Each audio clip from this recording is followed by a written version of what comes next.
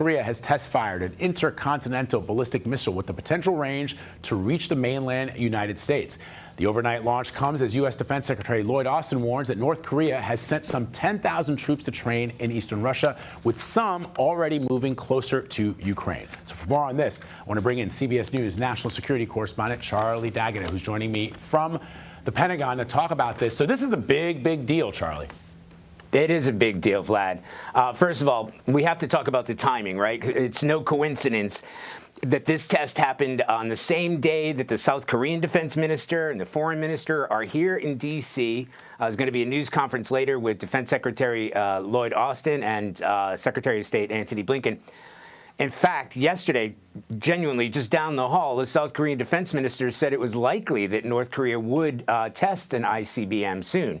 And, of course, we're on the eve of U.S. elections. So South Korean and Japanese officials say it was fired almost vertically, straight up, and it flew for 86 minutes.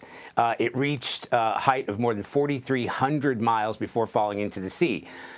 That would be North Korea's longest flight time and the highest altitude ever, which is worrying. The U.S., South Korea, and Japan all condemned the launch, the U.S. officials calling it a flagrant violation of multiple UN Security Council resolutions. North Korean leader Kim Jong-un observed the launch. He said it was an appropriate military action to show its neighbors North Korea's military strength, according to state media. It's the first. Yeah, go ahead. No, go ahead. Yeah, because the other point that I want to sort of put a fine point on, Charlie, is that you have reported that this is a missile that could potentially hit the United States. It is. And they already had that kind of technology. They've proven that in tests, that in theory, they could reach the United States.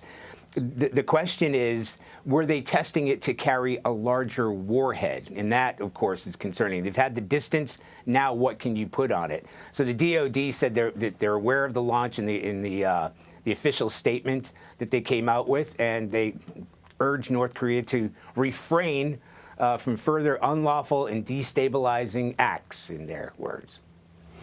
Charlie, let me ask you about the presence of North Korean troops in eastern Russia. What can you tell me about that?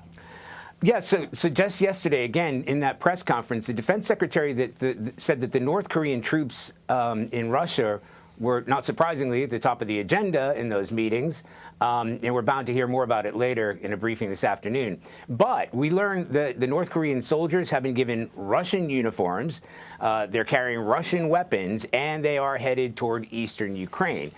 So they're reportedly in the Kursk region. That's actually in Russia. It's a small team. It's been described as an advance party.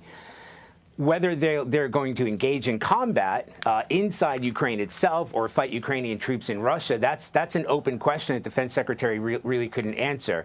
But he did say it was likely they would be involved in combat missions. And if so, they risk injury and death because they will be treated as co-belligerents, the words he's using.